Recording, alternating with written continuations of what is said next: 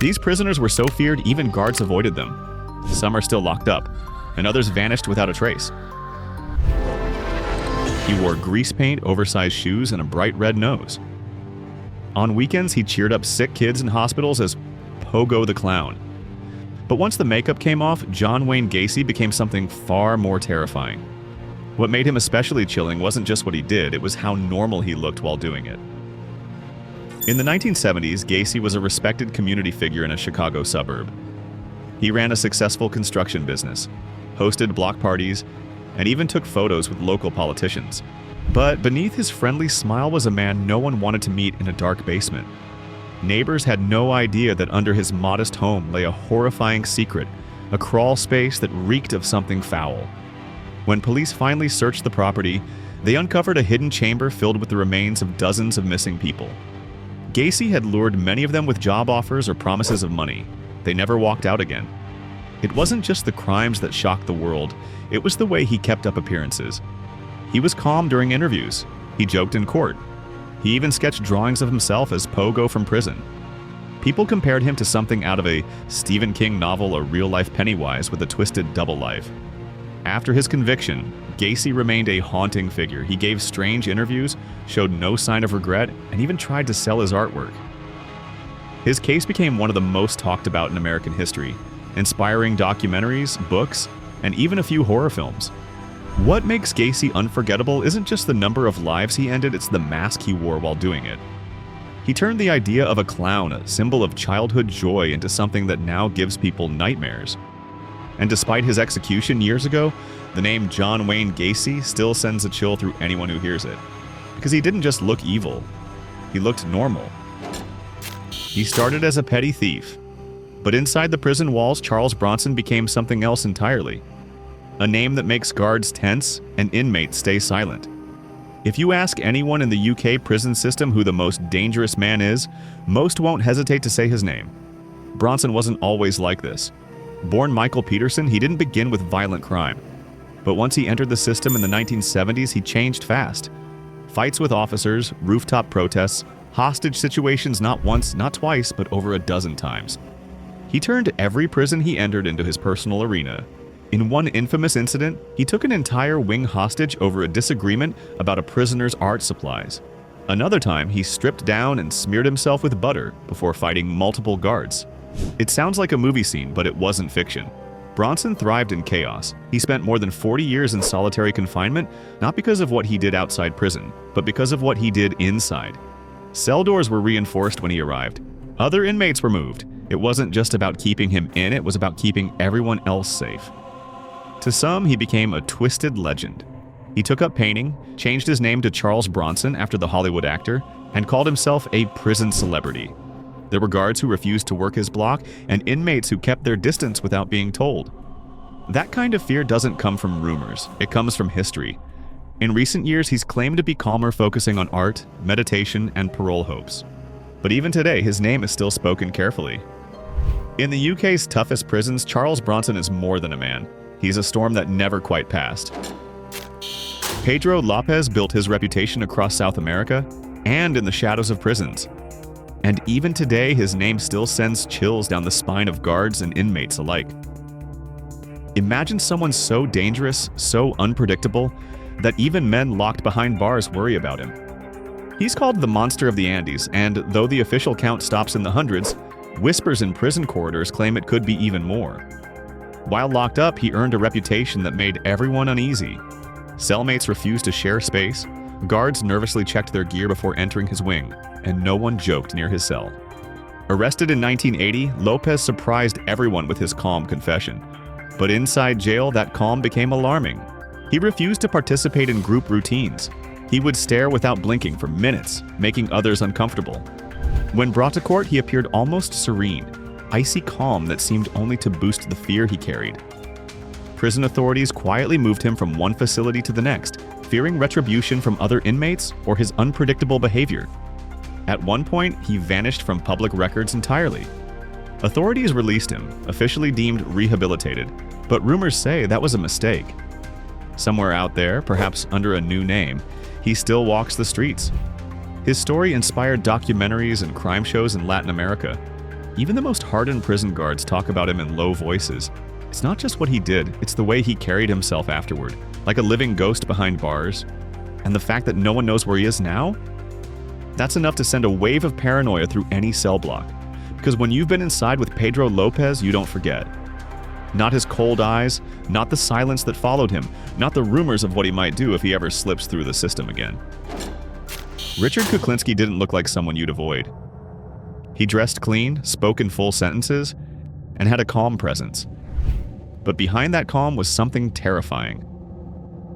Inside the prison system, people didn't just know his name, they kept their distance.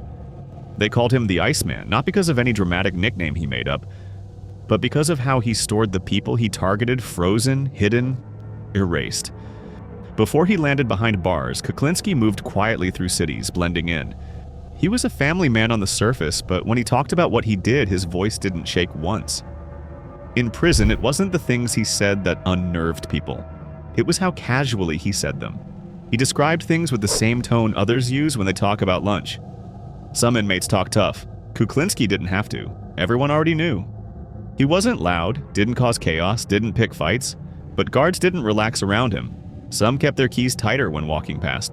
Others requested not to work his block.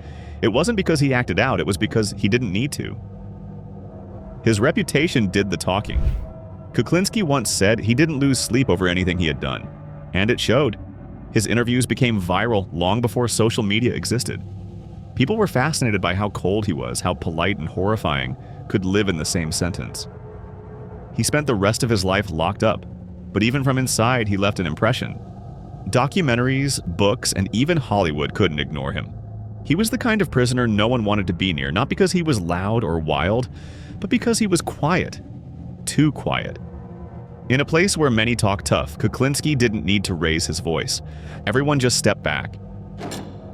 Thomas Silverstein became infamous inside the prison system long before leaving home. Convicted in the late 1970s, he ended up in the most secure U.S. prisons. But it wasn't the walls that made him notorious. It was the fear he inspired behind them. Silverstein was convicted of killing a fellow inmate during a riot. But what shook the system wasn't just the murder, it was what came next. He carried out more violent acts inside prison, became prisoner, and guard worst nightmare. Officials said interrogation or confrontation could trigger another incident, so most avoided his cell block as if it carried its own gravity. He spent decades in total isolation. No cellmates, no common areas, no meaningful contact with guards. His cell was reinforced, his range severely restricted. People whispered he didn't need elaborate plans, just the right moment. His name alone made others tense. Some guards refused duties involving him, fearing something unpredictable might happen. They claimed it wasn't acting out. It was the silence that made Silverstein menacing. Even in solitary, he communicated stories of violence that were dispassionate, almost clinical. When movies or books mentioned serial killers or isolated convicts, Silverstein was a benchmark. His voice, though rarely heard by public, echoed through prison lore. In the end, he lived and died in near total separation. Not because he begged for it, but because everyone else did. His case raised questions about the limits of punishment, and how the mere idea of one man can reshape an entire system. Aileen Wuornos walked into prison already infamous, the rare female serial killer who confessed she'd kill again. But it wasn't just her crimes that made waves inside prison, it was her presence, and the way guards reacted when her name was mentioned. Unlike many high-profile inmates, she didn't howl or rage. Her reputation came from the force of her words. She spoke bluntly, "I'm not sorry." That kind of admission made officials uneasy. They wondered, what happens when someone unafraid to die slips through their walls? She stirred unsettling tensions among both inmates and guards. Some claimed she held an icy stare. Others said they heard her reciting lines like dialogue from a TV crime drama late at night. There were guards who asked for reassignment rather than face occasional unpredictability. It wasn't loud outbursts. They were isolated moments of intensity, of cold determination. Still, she made the most of her time. She studied, did legal research, and even posed for limited interviews. But underneath, there was a constant undercurrent. The woman who'd said she'd kill again was locked behind bars, and that never faded into the background. She received life sentences, spent years in Miami-Dade, and became a figure in documentaries and pop culture. You might recognize her from the film Monster, starring Charlize Theron. But beyond the screenplay, the real-world version was terrifying in her conviction. Inside prison, some said she never blended in. She was a reminder that murderers don't always follow a script. Aileen Wuornos showed that fear can come from the words someone uses all by themselves. In the world of high-security prisons, there's an unspoken rule. No one escapes twice. Joaquin El Chapo Guzman broke that rule. And when his name appeared on a prison transfer list, tension followed. He wasn't just a prisoner. He was a puzzle no one could solve for long. He was first caught in the early 1990s. The prison was confident. Cameras, towers, isolation. Still, he vanished, reportedly with help and a laundry cart. Years later, when he was caught again, security was dialed up. A top-level facility, reinforced walls, non-stop surveillance. It didn't matter. He vanished again. This time through a tunnel dug with military-level precision, leading from his cell's shower floor to the outside world. Inside, officials began doubting even the strongest cells. Some guards were transferred, some questioned, others quietly reassigned. No one wanted to be the next on duty if a wall cracked or a floor gave way. When he was finally extradited, flown out, and locked in a U.S. facility, the prison changed routines. Guards rotated, cameras monitored 24/7, even his sleep was checked every 15 minutes. Other inmates never interacted with him. He was kept far from anyone who might pass a message or receive one, not because he caused chaos, but because even the whisper of a message could trigger a chain of events beyond the bars. El Chapo didn't need to be loud. His escapes did all the talking. In a system built to contain the worst, his presence alone rewrote security procedures. Most prisoners fear escape attempts will earn them more time. El Chapo proved some don't fear walls at all. He stood 6'9" and weighed over 250 pounds. But Edmund Keer didn't need size to intimidate. His intelligence did that for him. Most inmates talk too much. Keer spoke carefully, and when he did, everyone listened. He committed his crimes in silence. No grand chases, no loud scenes. When it was all over, he calmly picked up the phone and turned himself in. That calm never left. Behind bars, guards noticed something different. He followed rules. He kept his space clean. And yet there was something off. He wasn't trying to stay out of trouble. He was simply watching everyone else. Some called him the gentle giant. Others avoided speaking to him entirely. It wasn't just his past, it was how aware he was. He remembered faces, patterns, behaviors. Even in prison interviews, he broke down psychology like a professor. He became known for helping the FBI profile other violent criminals. But some guards wondered, was that helpful or just another way for him to stay ahead of everyone? He didn't need to fight to keep his space. People didn't line up to get close. Even decades later, he remains in a California medical prison, quiet, still towering, still analyzing, still watched more closely than most. Keer wasn't just feared because of what he did, but because no one was ever sure what he was thinking. And in prison, that kind of silence is more unsettling than noise. He smiled, flirted, and delivered smooth one-liners on national television. In the late 1970s, Rodney Alkala appeared on The Dating Game and won. Viewers saw a confident, good-looking man with a charming attitude.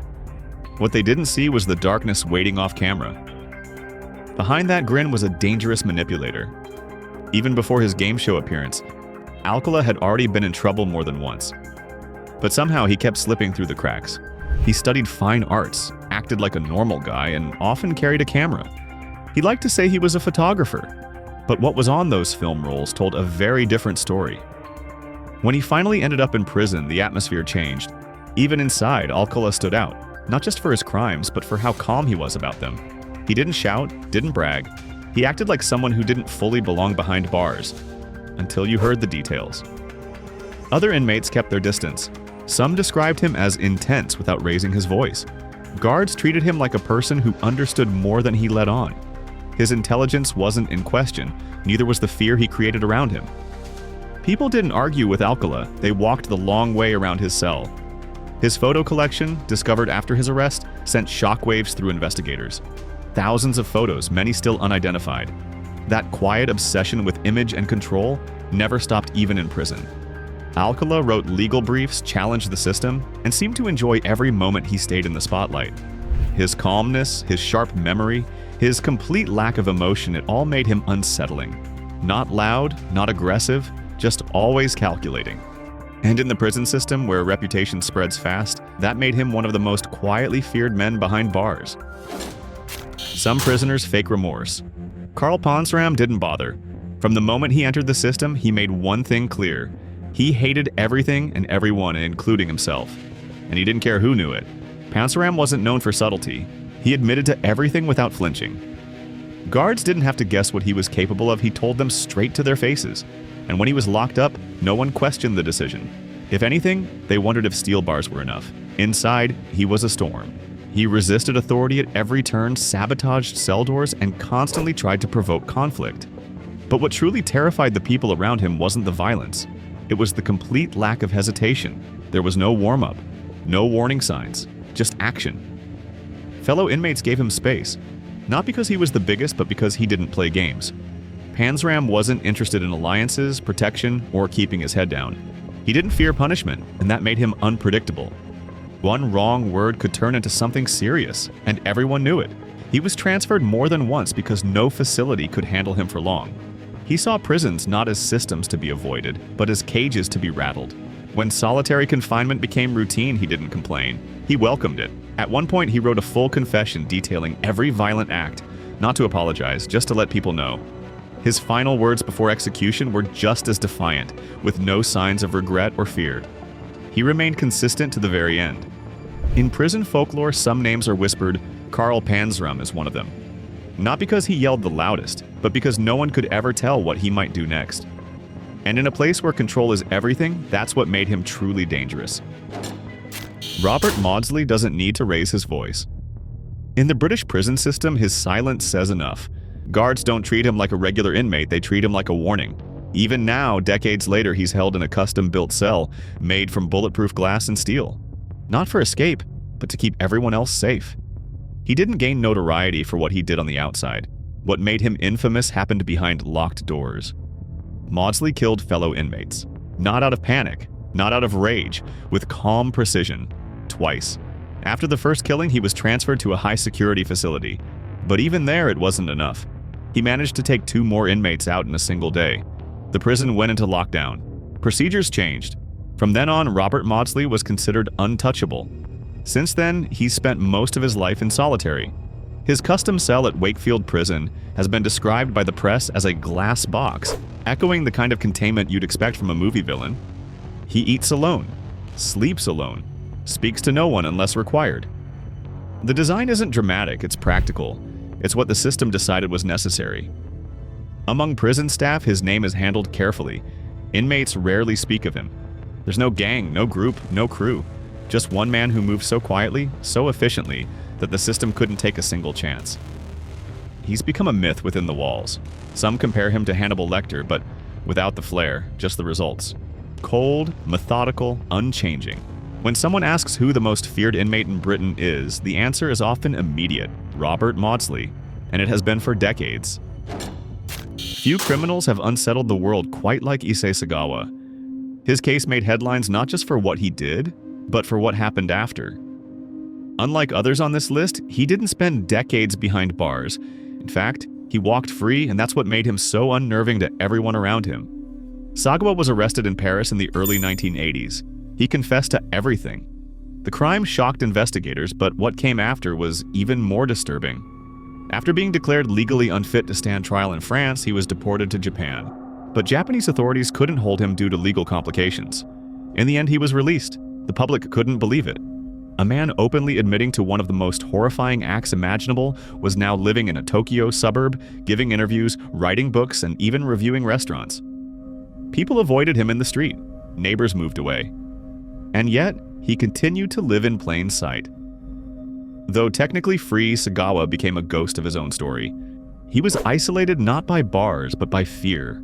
In everyday places, his presence made people uncomfortable.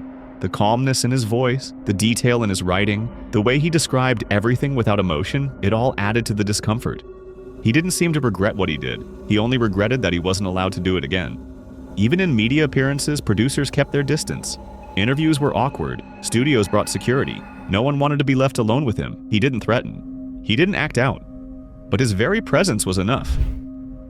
He passed away in 2022, alone, physically weakened, and largely forgotten by mainstream media. But among true crime circles and among those who followed his case closely, his story remains one of the most unsettling examples of someone the system simply couldn't contain. And even when he wasn't behind bars, most people still treated him like he was, for good reason. That's about it.